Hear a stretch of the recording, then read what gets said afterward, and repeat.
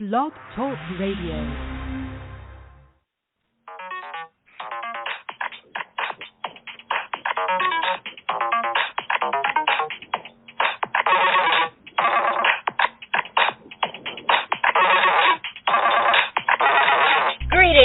Stone Guardian, Crystal Keeper, Gin Lovers Rockhound, welcome to There's a Rock for That.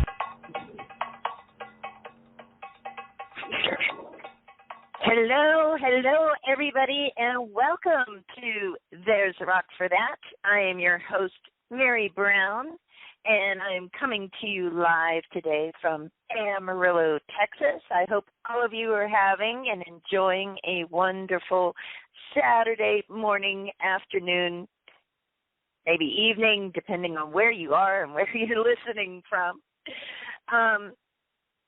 This show, like all of our Saturday shows, is brought to you by the Tarot Guild, the international organization for tarot lovers, students, and professional readers since 2004. Check it out by going to www.thetarotguild.com. And let's see what else. We are a live call-in show. I will be taking calls if you want to chat about the topics of the day, or if you want a free crystal mini reading, you can call in. That'll be during the second half of the show. The number to call is 714-816-4628.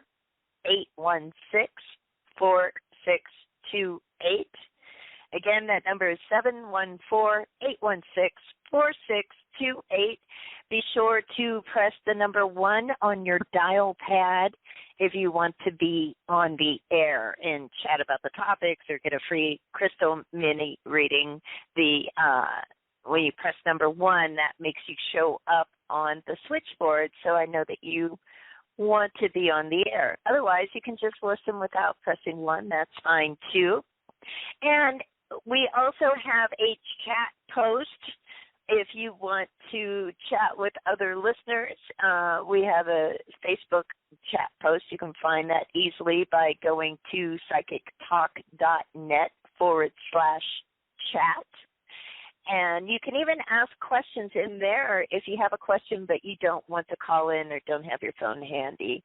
That'll work too. I will be checking out the chat room periodically during the show to see if anybody has a question. All right.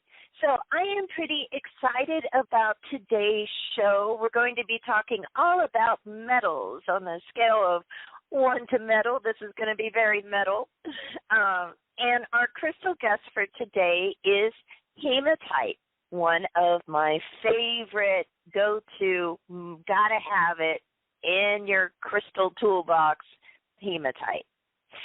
So I want to say at the start of this, when I talk about all about metals, I mean, this is by no means going to be an exhaustive looking at every single metal and its properties and everything. Because, look, it's really extensive, the information out there about metals. And there's a good reason for that, because this is something that goes way, way, way back to our ancient ancestors.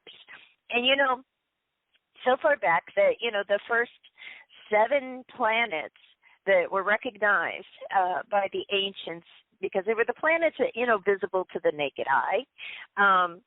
They were associated, each one is associated with a metal. Each metal is linked to it.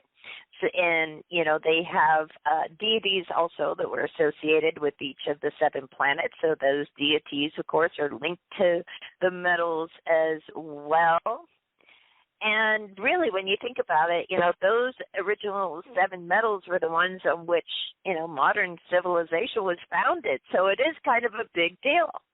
And metals are something that I don't think we always think about when we talk about crystals. Oftentimes, a big part of working with crystals, or a way to work with crystals, or even for people that don't even think of things in those terms, is to wear jewelry. Well, jewelry, there's so many metals used in jewelry, and I think the average person, and myself included at times too, is like when you're looking for a piece of jewelry, it's like, well, do I want gold? Do I want silver? Do I want platinum? What's going to look good with this? What's really, and some of us are even like, really attached to certain metals. There's some people that, you could say the human race has been attached to gold and silver since beginning, since the first piece of gold was found. There's a lot of ideas and folklore and legends that go along with all of these different metals as well. So we're going to kind of do just like a kind of a light overview of looking into metals today, because really we would need hours upon hours in order to cover everything about them. But I hope that by the end of this show that you come away from it actually kind of, having that in your consciousness, thinking about it. When you're going to buy a piece of jewelry, what kind of metal do you want to be included in it? Do you want it set in silver? Do you want it set in gold? And also, we're going to discuss some of the metaphysical properties associated with these metals. So you might even choose based on that. So when we pick a piece of crystal jewelry, the focus doesn't always have to be solely on the crystal itself, but also on, the setting. What other materials are being used with it. And, of course, I'm sure many of you are aware that, metals are also something that has been used in magic since the ancients, really. And we're going to get into that a little more in depth when we talk about hematite. And you might be thinking, hematite's not a metal. I don't have a house built out of hematite. No, but hematite is a form of iron oxide.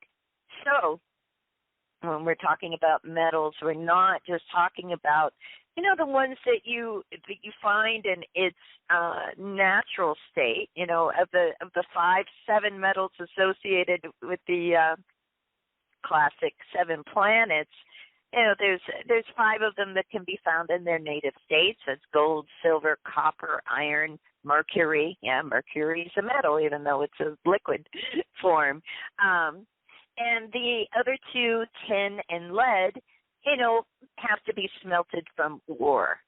So, some interesting things. If you're into, going to museums and into archaeology and stuff, you'll find that so many of the sacred artifacts, like temple statues and singing bowls and stuff, are made up of a mixture, often of all 7 metals. So that's something that's also interesting. Another interesting thing for my science nerds out there is that when you really, if you look at like the periodic table, you find that, there's about 91 elements of the periodic table that are actually metals.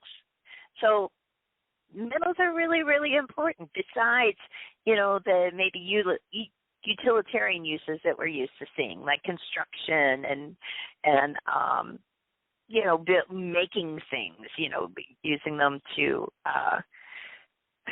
build things. There's that, but there's also the metaphysical aspects of it too. So let's go ahead and talk about what are the 7 classic metals. And again, those are copper, gold, iron, lead, silver, tin, and mercury. Okay, and so, what are the associations? So gold, as you might guess, is connected to the sun, and also, of course, sun day, right? This is also connected to the day of the week, and it's connected to the crown chakra, So I was talking to somebody who was like, well, wouldn't that be connected to the solar plexus? It's like, nah, not really, because those connections with the chakras actually go way back into the Vedic belief system. And so gold being kind of like the height of those those 7 classical metals was connected with kind of the height of our chakra system, the crown chakra. And so what are some of the metaphysical and meanings associated with gold? Success, fame and fortune, manifestation, self-confidence, and connections with the divine, because again, it's connected with the crown chakra. And our next classic metal is silver, which many of you probably already know is connected with the moon, connected with Mondays because of that. It's got this feminine connection to it. It's thought of a feminine energy, just as the sun is thought of a masculine energy, which you see it pretty often across the board. When you look at like deities that are associated with the moon, usually it's like a goddess, and there's a feminine connotation to it. Just the same with solar masculine deities. Deities associated with the sun tend to be masculine, and the colors associated with silver, of course, are like white silver, there's bluish silver. It's connected to the third eye chakra. So it's connected to intuition, memory, our inner wisdom, psychic work, dreams. Also thought to have a cooling effect, right? Because, again, we get the heat from the sun, we get the coolness from the moon. And then our next metal, Mercury. Mercury is associated with the planet Mercury, and associated with Wednesdays, thought of as like a big sort of messenger archetype, again, from like the god Mercury, associated with the throat chakra. So, when you think of communication, you think of the messenger Mercury, that god, and some metaphysical and healing associations with Mercury, circulation, again, communication, life cycle, growth, seeking patterns and making connections. And then our next metal is copper, which is associated with the planet Venus and the day Friday. Copper is thought to be feminine, associated with the heart chakra and creativity and compassion and working with the senses, and improving circulation is something that's kind of a classic association with copper. We think of the connectivity with copper wire. And then iron. Iron is associated with the planet Mars. Day Tuesday is thought to be masculine as well. Solar plexus is associated with iron. So action, will, strength, determination are some ideas associated with iron. Iron is kind of a funny one, too, because there's a lot of, with each of these metals, there's a lot of folklore and legends that go with them as well. Iron, just what comes to mind for me is that idea that it was always, in the lore, they talk about using iron to protect from fairies, So back in the day when people were worried about fairies snatching their children and exchanging them for a changeling, they would have iron bed frames on children's beds because it was thought to, keep away the fairies magically. Iron is thought of a great metal to use for warding off anything, really. And the being associated with that solar plexus, again, action, will, strength, determination, we think of iron as something really strong. I grew up around Pittsburgh, Iron City. And the next classical metal associated with our planets is tin. It's associated with Jupiter, and the day of the week is Thursday, connected to the sacral chakra, connected to thoughts and wisdom and abundance. And our last metal, our classic metal, is lead, which is associated with Saturn, Saturdays, the root chakra, transition, self-control, stability, all these ideas that come up along with these metals, classic ideas of what we associate with the chakras as well. So that's one way to look at it.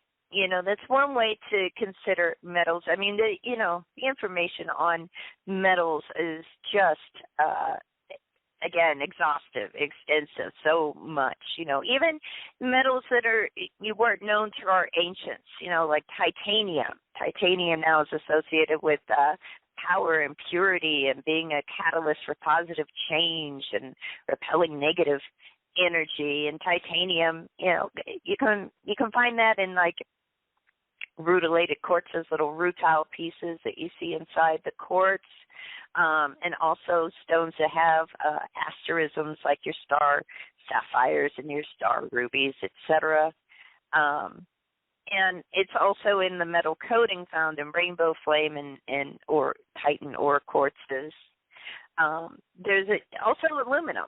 It has meanings associated with it as well: zinc, platinum, aluminum, self-understanding, reflection, platinum, meditation, finding one's true direction. Even newer metals that we don't normally think about, like tungsten.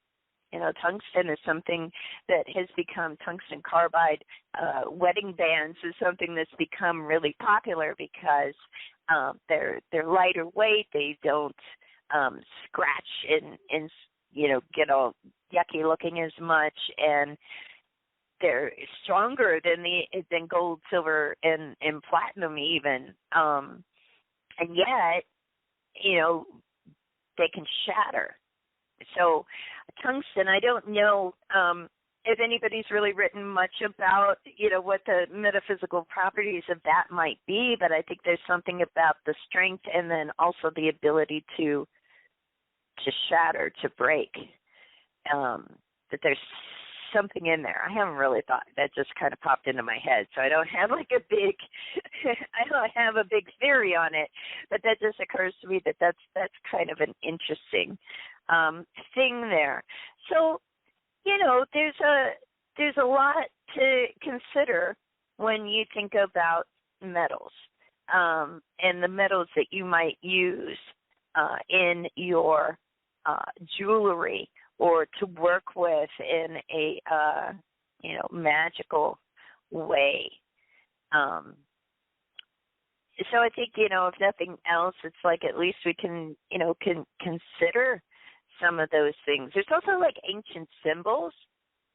For people that are really into symbols, you can look those up and you can see like the symbols. I think we're mostly familiar with the symbol for Mercury. I think everybody almost would recognize that. But the symbol for gold and copper and lead and tin, they're just kind of interesting to look at, And so, just think about it. Think about it the next time that you're thinking of getting a new piece of jewelry and you're wondering like, okay, what do I want here? What do I want this jewelry to do? Is it just decorative? Is it ornamental? And you're not really looking for any of the metaphysical properties? There's nothing wrong with that either. Because like I always say, with crystals, you don't have to believe in them for them to be beneficial to you, to wearing them or having them around in your house. And look, I'm just lightly touching on this, talking about the classical associations with the 7 planets, with these, 7 metals that were known to the ancient world, on which our civilization was built, really, these metals. But it goes much further. There's astrological associations, like gold is associated with the planet Leo. Again, that's solar energy, and of course, the elemental associations. Gold is associated with fire. You think of the heat of the sun. You think of that fiery kind of look of shiny gold. And they also have, people have assigned number associations with them too, numerological vibrations. For example, gold is thought to have a vibration of 2. And we see that, sometimes I think, gosh, I want to say Melody, who wrote the classic "Love Is in the Earth" tome on crystals. I think, I don't know if she was the first one to do it, but definitely, for me, that was the first time I was introduced into number associations with crystals, and I just always found that fascinating. So people that are into numerology, that's another way to work with crystals and metals, and also, magically, like considering the number vibration of the stone or metal you're working with as well. And I guess, just sticking with those 7 classic ones, silver has a number vibration of 4, astrologically associated with Cancer and Aquarius, elementally associated with water. So all of those associations, again, are going to inform the ideas of like what this might be doing, how we might be working with this. Is it supportive of our emotional state? Is it going to be good for dream work? Silver, right? Because it has the association with the moon and the element of water. And let's see, I did gold, I did silver, copper. Copper has a number vibration of 1.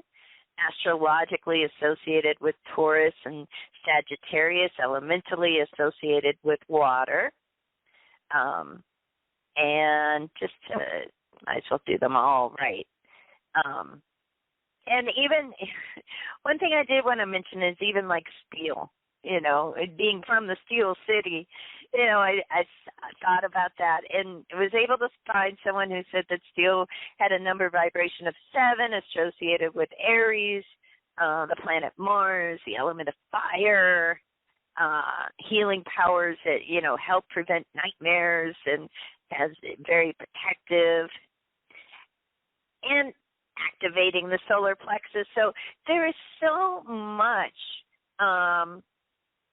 fascinating information out there, and it comes from like all over the world.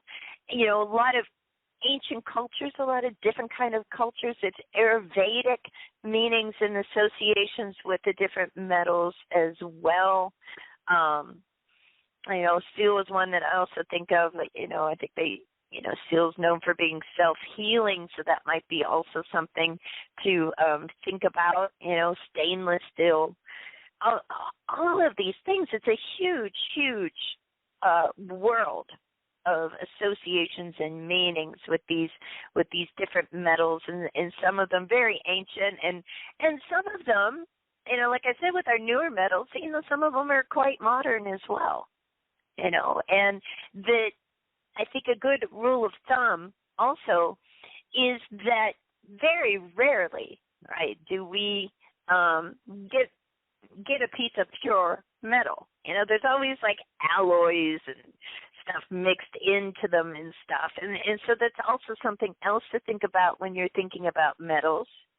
And then beyond that, not just thinking about the metals and what they might be mixed with, right? Because you want to look at that, for example, like something like brass, right? Brass is something that, it's cheap, to get something made of brass. Usually goes way, way back. Brass is a combination of zinc and copper, right? So it would, combine the properties associated with both of those. The same with bronze. Bronze is an alloy of copper and tin. So again, you would combine the properties of both of those metals. It's really kind of fascinating. And not only that, I talked about rutilated quartz, right? Well, we have a ton of crystals that have metal in them, or associated with them, or found with metals, or influenced by metals. When you look at toxicity lists, right, for different crystals, which you should always do.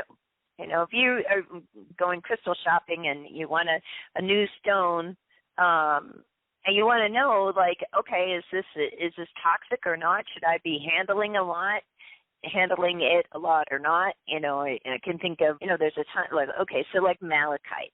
Malachite, is everywhere. You see a lot of malachite, that beautiful green stripy stone, and in its polished form, it's fine to get it in jewelry and handle it and everything, but you don't necessarily want to handle it so much in its raw form, right? So why is that, right? And what is it that makes it toxic in a sense? And for malachite, the toxicity comes from copper, So a lot of this stuff in its rare form, you don't want to have it all over. We talk about things. Some people have allergies to metals, right? Or certain metals at least, or some people it seems to be all metals. And, we talk about, we don't want lead in our paint, right? Because that's toxic. Or in our water, heavy metals in our soil or our water supply can be toxic. So, you got to use your common sense when dealing with all of these things. I know, handling some of these stones, and a lot of stones do, the toxicity comes from like metal inclusions or that kind of thing. In their polished form, most of these stones are perfectly safe to handle and use in crystal healing and everything. The only aspect of it that I would always advise caution on is if you're somebody who is interested in or likes to make crystal elixirs, right? And so that's like when you take like a fluid like water and soak your crystal in it and then drink the water, right? That's something that I feel like it comes in and out of popularity, right? And I always, 100%, when I even talk about elixirs with anybody, and I get asked every once in a while, it's like I always recommend what they call the indirect method, right? So that would be like taking your stone, like say you want to make a crystal elixir with,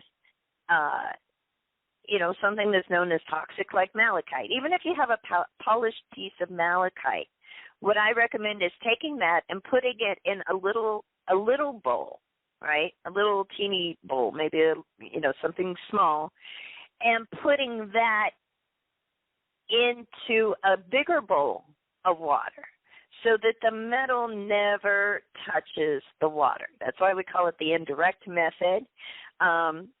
You can ask Judy Hall and some of the experts out tell you that the elixir will be just as effective using the indirect method, because ultimately doesn't this always boil down to intention?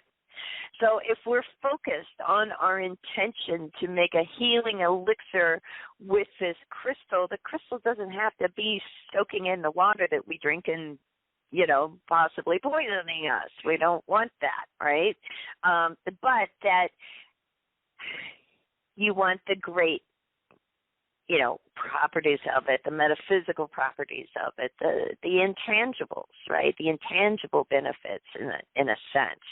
And those intangible benefits often, I find to be quite tangible in the results. So this is something to think about, and always, we gotta, keep our wits about us when we're doing this, and not do things that could be potentially harmful to ourselves, right? Okay. So, well, I've been yapping about metals for quite a while. Like I said, this is just the tip of the iceberg. It really is. There's so much more. The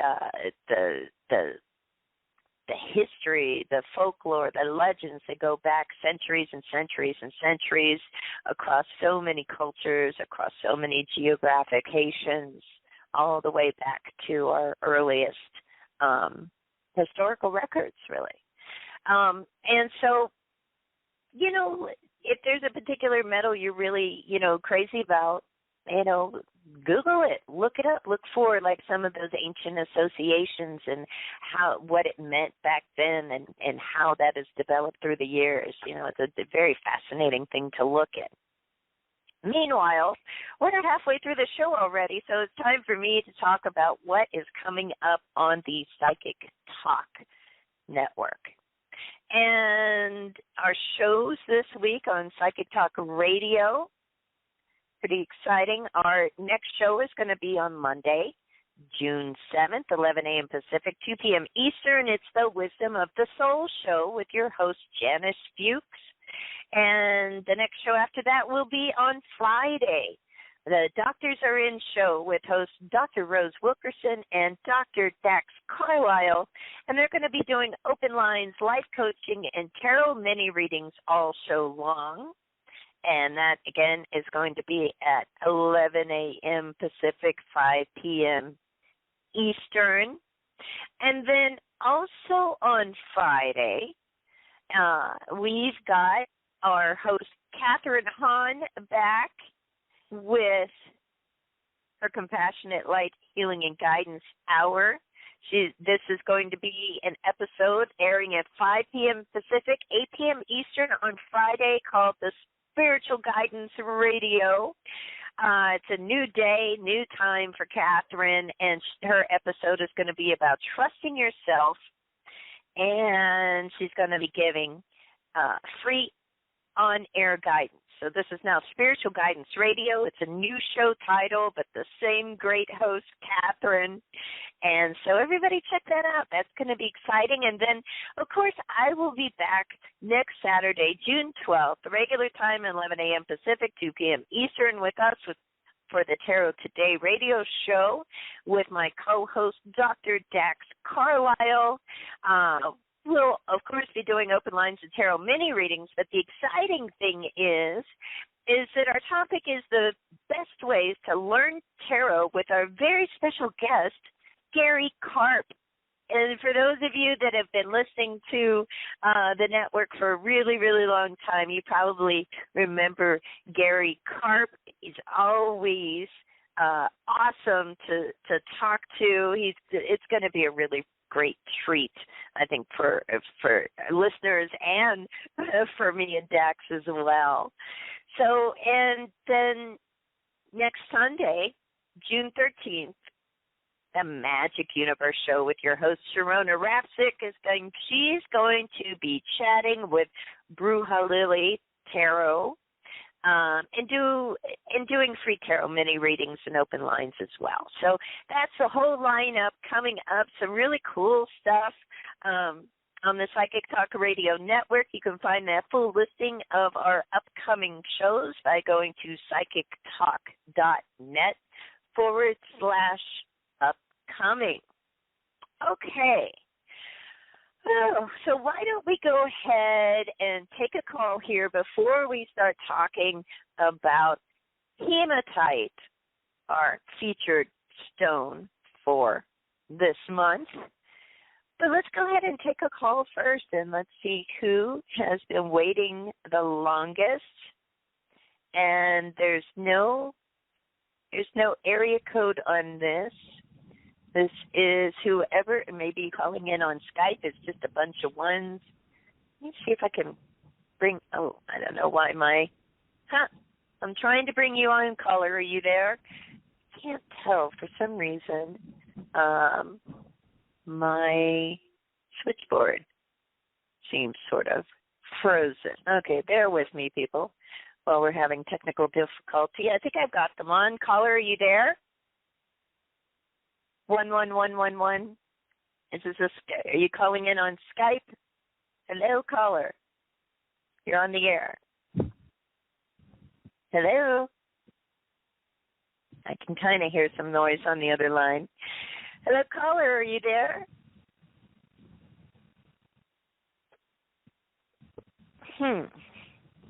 No, for some reason, I don't know. Maybe they've stepped away from their phone.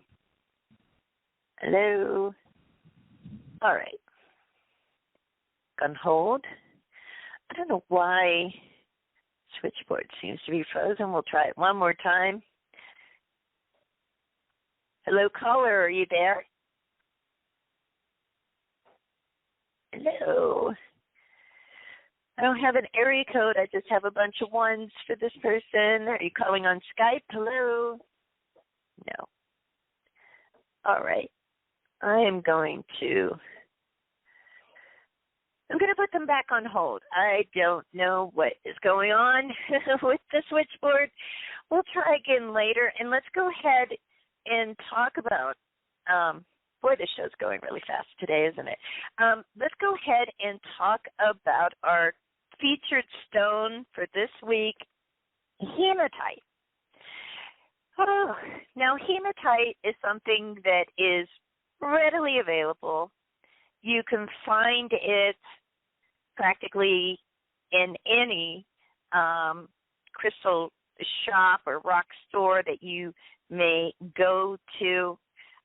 Really easy to find. And I'm sorry, I am looking at the chat room. For that caller, since the switchboard might be frozen or something, you can also go to psychictalk.net/chat or our Facebook post here and post your question in there if you had a question.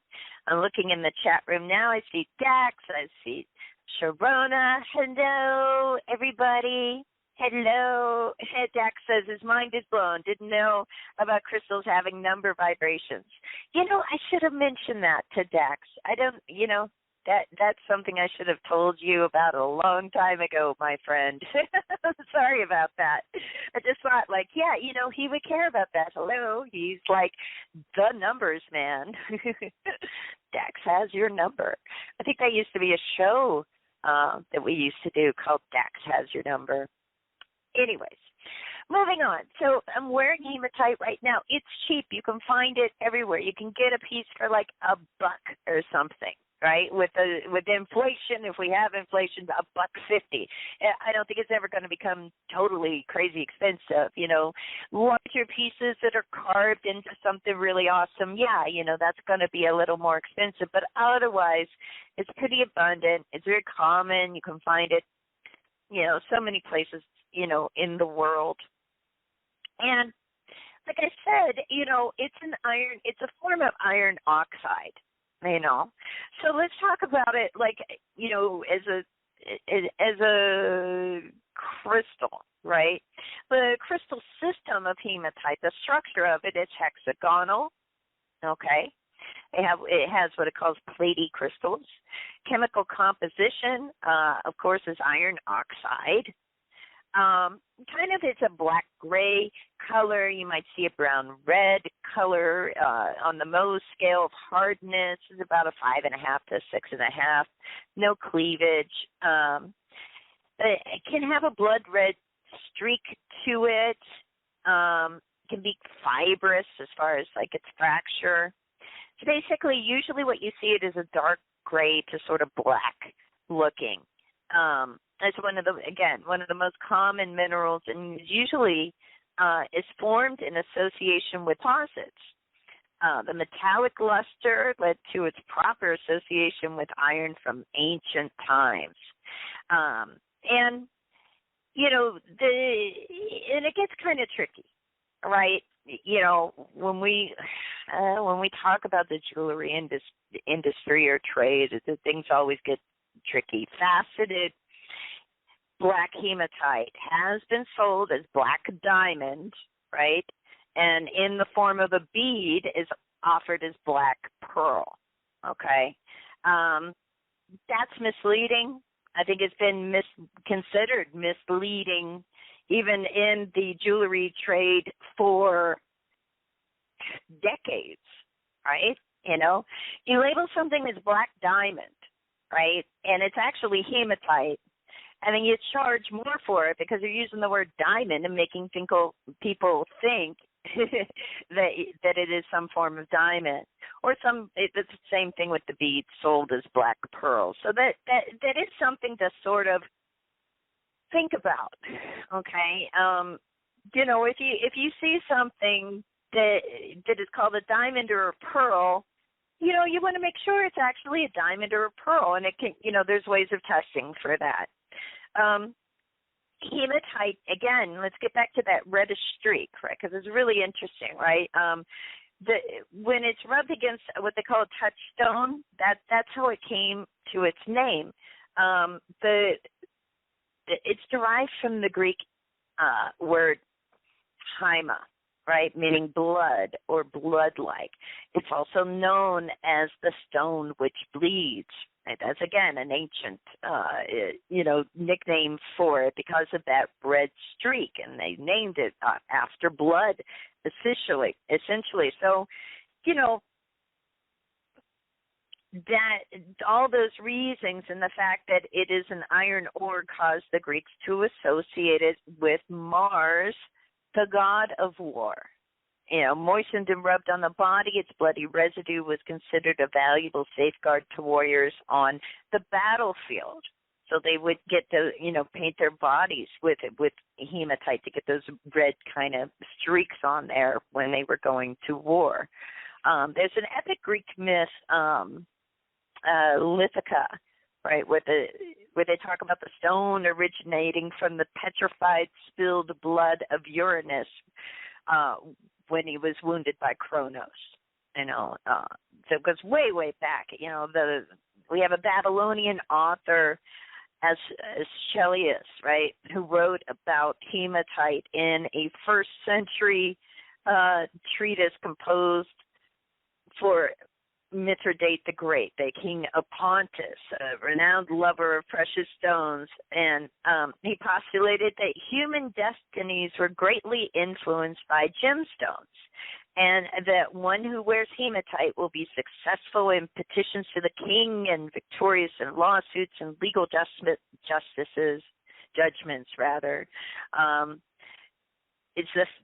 That's basically, all of that is the foundation of the use of hematite signet rings as a favorite jewelry of the legal profession. Okay, that's something, a lot of this stuff that went on for centuries and centuries. So sometimes we see glimmers of it today. As far as, signet rings worn by lawyers made of hematite, we probably didn't see that. We don't see that now. I don't think that I've ever seen that. And I've worked for a lot of lawyers. I have a lot of friends that are lawyers, oddly enough. But, definitely that's something that went on for centuries and centuries.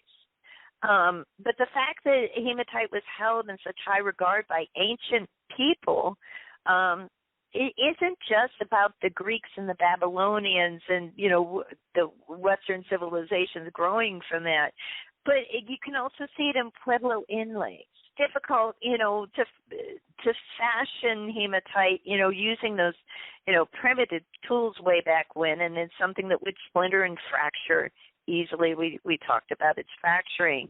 But, they have found it in these delicate inlays, like interspersed with like turquoise, that kind of show that because it was so, you could easily mess it up working with like, those basic tools. You had to really value it in order to include it, right? So it was valued, even by, Native Americans here, on the continent of North America. And even the idea of curative powers, healing powers with the stone was, something thought of by a lot of ancient cultures. There are many claims made for this that do have a basis in fact. This dense iron oxide has a strong astringent and styptic properties. Hematite powder will act quickly to coagulate blood and remove other fluids from a wound. The ancient Egyptians prescribed it as an ingredient in dressings for wounds. The magical papyrus of Leiden contains a spell for the treatment of cuts and stings, where you would recite the spell over a mixture of cat feces, hematite, goat fat, and honey, right? You don't have to do all that today, right? You can just go to CVS and, get, all kinds of things for wounds and cuts. But it is kind of interesting. They didn't have a CVS back then in ancient Egypt, right? So, they had to improvise. And hematite was something that they used. They would ground up the ingredients and place it in a bandage over the wound. They also used hematite as a treatment for diseases of the eyelids, styes, eye tumors. Hematite powder was dissolved in egg white to treat small growths. If the tumor was large, the same ingredients were to be boiled in water, which contained the herb fenugreek. The treatment of mild inflammations involved making a thin solution of hematite powder in water, which was applied with a dropper. There's all these incredible ways in which it was used. The Romans even saw hematite as a class of 5 stones and not a single gem. And those 5 stones were given particular medical attributes. Pliny the Elder, right, documents each of these prescriptions by quoting and even an early somebody older than Pliny the Elder, was using hematite. Only like 5. They saw it as being like a class of 5 different stones, and that may be because of the differences that we talked about in the coloring of it. Some is like this dark gray kind of black, some is sort of brownish with a reddish streak, so you can kind of see why they would have kind of classified it as being actual different stones, even though it was essentially the same stone. Modern practitioners call hematite the stone of the mind. Right. So in ancient times, the stone which bleeds. Modern times, the stone of the mind, and said to help in modern times with mental acuity, memory enhancement, original thinking, technical knowledge, and it's still used in the treatment of anemia. Also has been helpful in the reduction of fever. Applied to the forehead or taken as an elixir. We talked about elixirs earlier. Again, please use the indirect method because, again, this is an iron oxide, okay? Even if it's polished, I just think, an ounce of prevention is worth a pound of cure, as they say. People use it for leg cramps today, nervous disorders, insomnia, a lot of different blood disorders as well. So, look, my actual very favorite thing to use hematite for personally is as a shield. I use it for psychic shielding, energy shielding. So, and I think that this is something that is really useful if you are an empath, if you consider yourself an empath, you're picking up on other people's feelings, and sometimes maybe you have a hard time with it. Sometimes you can feel overwhelmed, like you feel like, whoa, you go somewhere and there's a bunch of people and you feel overwhelmed by the energy of everybody, or you're talking with a group of people and all of a sudden, you just start feeling different. It's like, I don't know, all of a sudden I was in a bad mood, or all of a sudden, I didn't feel good. A lot of times empaths can pick up things from other people that just don't belong to them, right? And it can be hard sometimes to figure out what's yours and what's theirs. And, and just the idea, right, it feels like a violation. That other people's energy, other people's vibe, other people's emotions can have an effect on you, right? So hematite is what I use to shield myself from that. And that's even like talking to people on the phone, right? It doesn't have to be you're in a loud crowd. You can pick up, that vibration from other people and their energies and stuff. And the reason I think hematite is so effective for this, for shielding for empaths, is because polished hematite has that shiny, it's almost like a mirror kind of effect to it. So you can think of it as like, okay, this is like a shiny metal shield, or it's like a mirror where, whatever's coming at me is just going to like bounce off of that shiny metal, that shiny shield, and return the returning of that energy is kind of a whole other topic, isn't it? There's a lot of, but I got a few minutes here. I'm just going to say this real quick, and then I'll take a couple calls. There's something that's always kind of bothered me, right, about this sort of very common practice of whatever, and I'm talking just, metaphysically, when we're thinking that way, we're working that way and stuff, metaphysically, so many people, and it's common and there's nothing wrong with it, right? People do it all the time. They've been doing it for decades at least, right? Where something negative is coming towards them and they want to bury it in the earth, It's like, please return that energy to the earth so that it can be purified and et cetera, And, look, the earth is very powerful. I don't have I'm not going to dispute that that probably works for people, right? But also, I feel like humans have done some real damage with the things we've put in the earth. I think of landfills, right? I think of like toxic waste.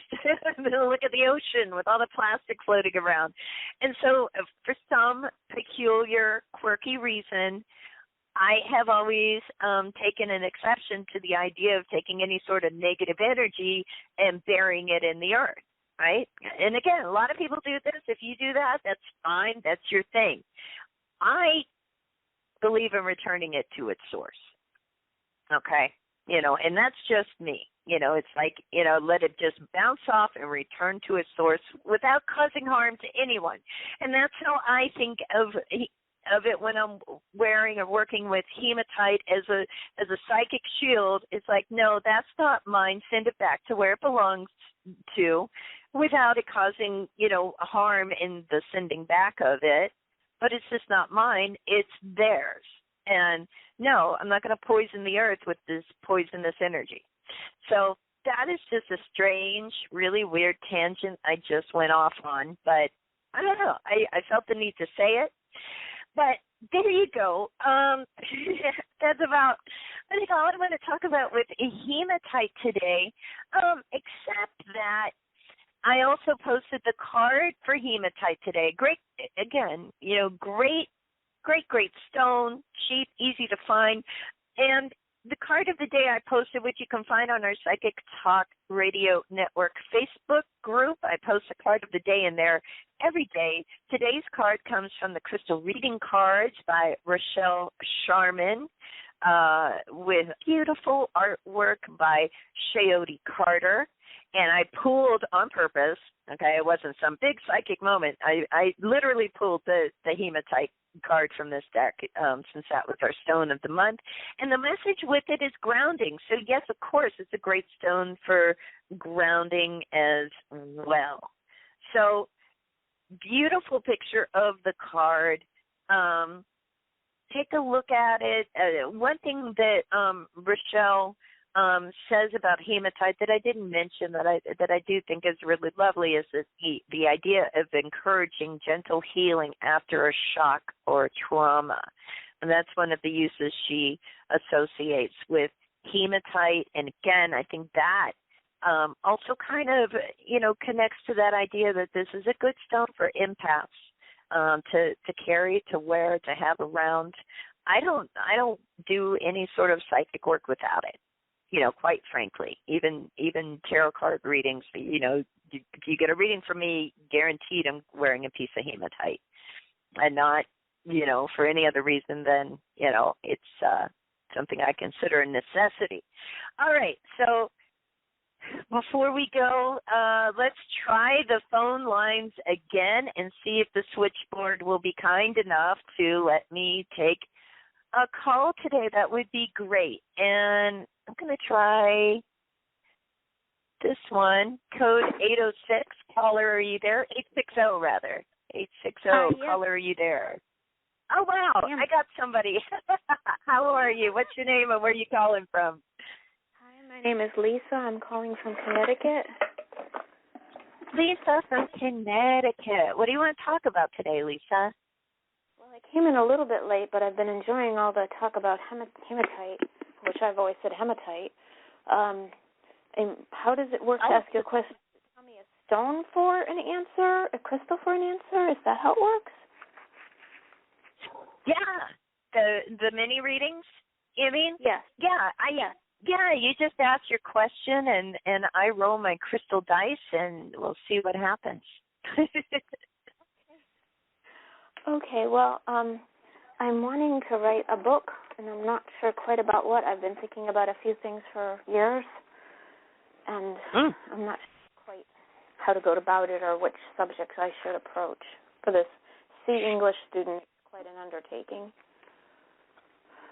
Right. So, well, what was that last part? Is quite an undertaking. I didn't hear that. For a C English student, as hard as I tried. And there were days and everything but English. My mother used to laugh at me and tell me I was just like my father. And I used to say, thank you. Thank you.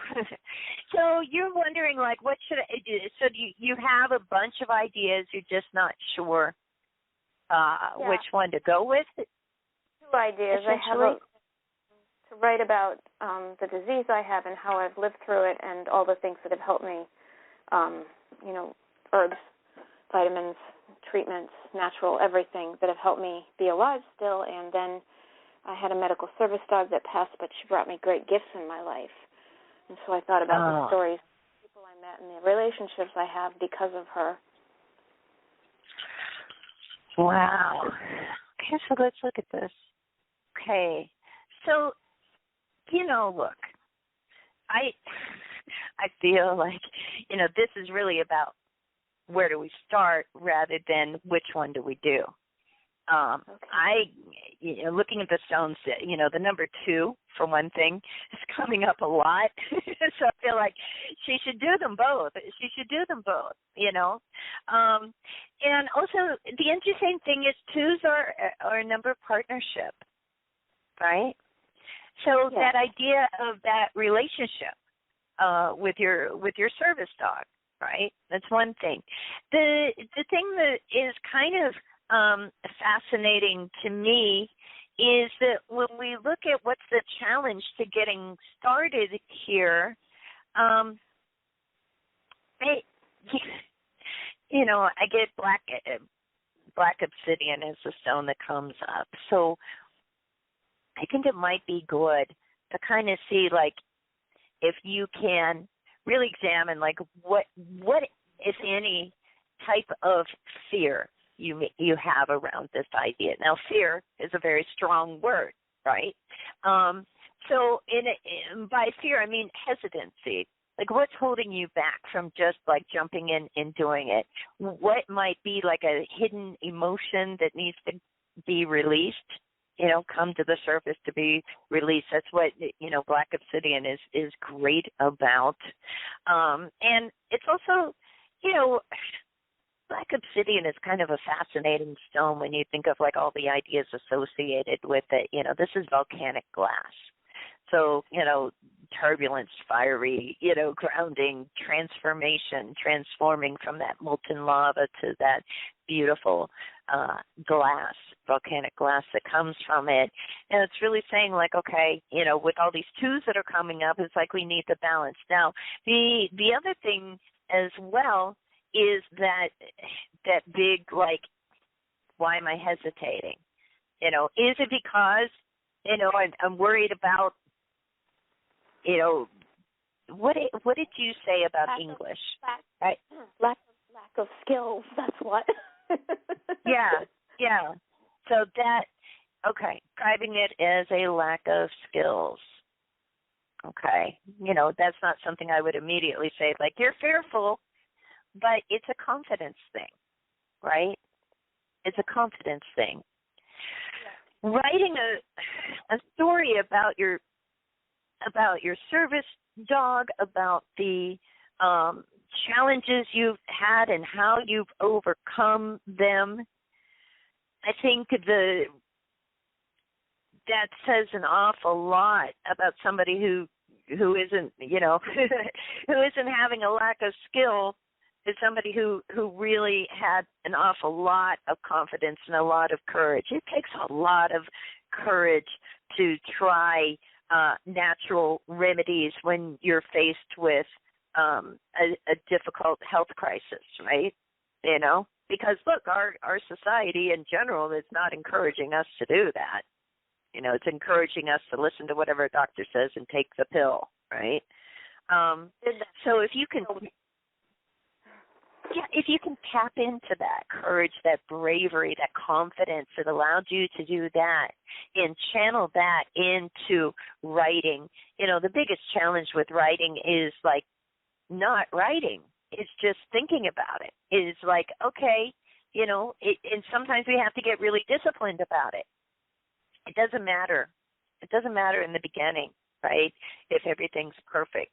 What matters is that we're actually getting in the habit of writing, that we're actually dedicating the time to writing, that we're saying like, okay, 30 minutes, this is my writing time, even if it's just ideas bouncing around, even if you're just working on an outline or a structure and you feel like you're not really doing the meat and potatoes of it. Because, you know, when it comes to writing a book, you know, there's a large percentage of that is going to be in the editing, right, and in the proofreading and in the expansion and all of that. But you gotta start somewhere. You got to start getting in the habit of it. These twos that come up a lot. I don't think it's saying like write both books at the same time, but you could have like, you know, a separate notebook or a separate file if you're doing it on your computer for each project, and say like, look, these are the 2 books I'm going to write.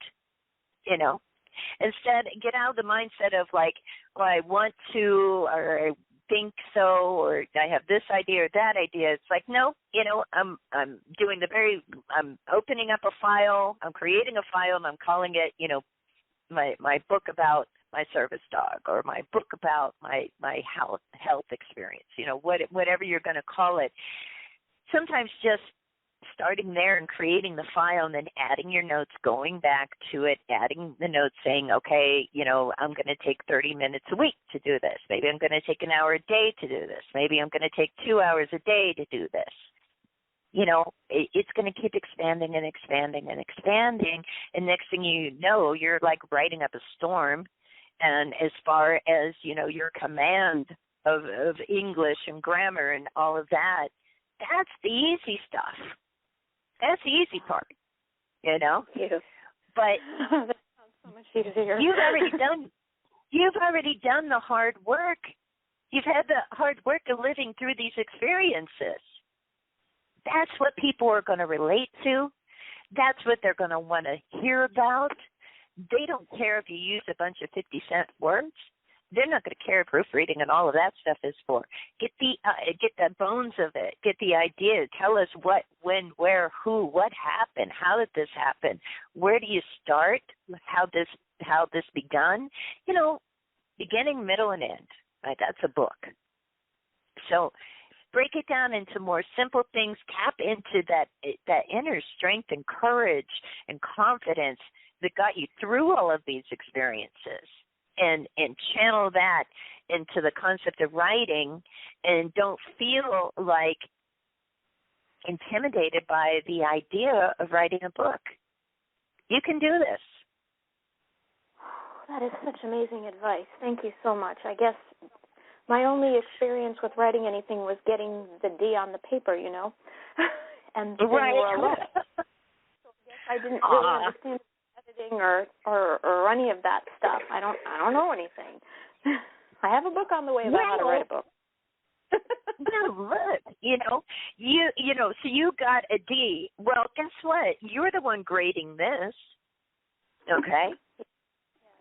You're the one grading this right now. My grammar and my later on, that no matter what I put, my grammar and spelling was what they graded you on.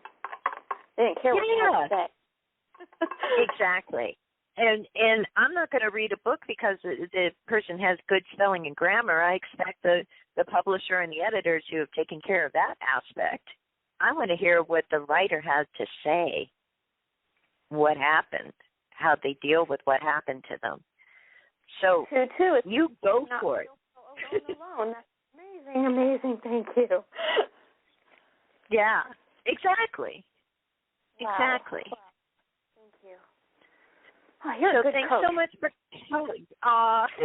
Thank you. I'm so glad that I was able to talk to you today. You have a great weekend, and you call back into the show and let me know how you're doing with this. I want to read these books. Well, thank you so much for blessing me today. Thank you. Oh, you're welcome. Take care. Bye-bye.